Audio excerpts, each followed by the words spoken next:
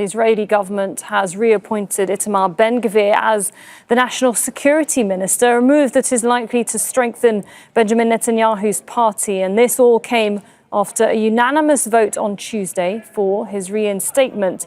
The ultranationalist minister had resigned from the government in January in protest against the Gaza ceasefire deal. Cabinet members ignored the Attorney General's objections to his reappointment.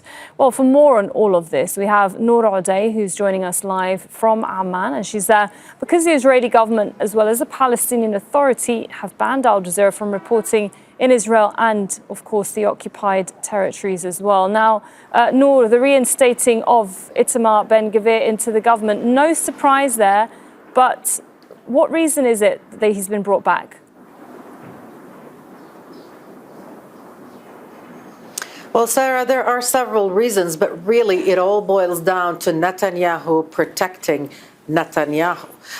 Ben-Gvir coming back to the government means that there is now a very solid majority, one that is unshakable, one that can pass the budget without incident, one that can take very dramatic steps like firing the head of the chief of internal security, like possibly even firing the attorney general as well. Despite the protests that are being planned, despite the outrage in the opposition, Netanyahu now doesn't need to appease anybody in the Knesset because he has more than a majority vote in the Knesset. And so Ben-Gvir coming back would mean war in Gaza, endless war, if you will, because he won't tolerate any ceasefire agreement.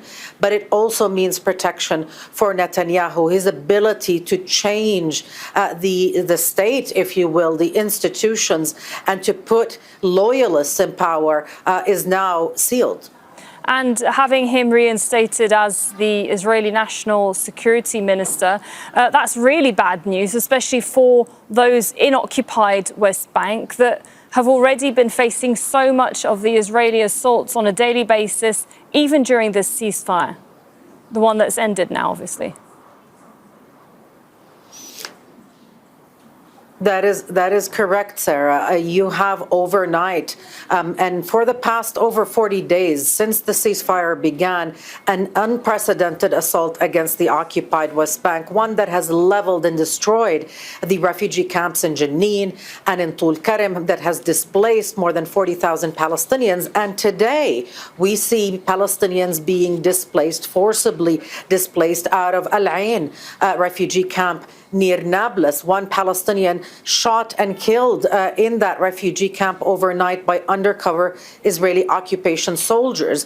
The settlers, the attack of settlers also hitting unprecedented rates according to the United Nations. Ben-Gvir coming back means that they will have even more power, more influence. You recall when he was in office before resigning, he handed out tens of thousands of semi-automatic weapons to Israeli settlers, raising the alarm even of the Biden administration, compelling it to say that they may take action against Ben-Gvir and against the basically the militia he formed in the occupied West Bank that allowed all of that violence to be meted out against Palestinians. So with that violence unfolding in the occupied West Bank and Ben-Gvir coming, it also really speaks to what kind of violence and what kind of escalation Palestinians can expect over there. Yeah, Nour, as you were just saying there, those weapons, we were just seeing that footage there from those months ago when he was just distributing them there. Thanks a lot, Nour Odeh in Amman.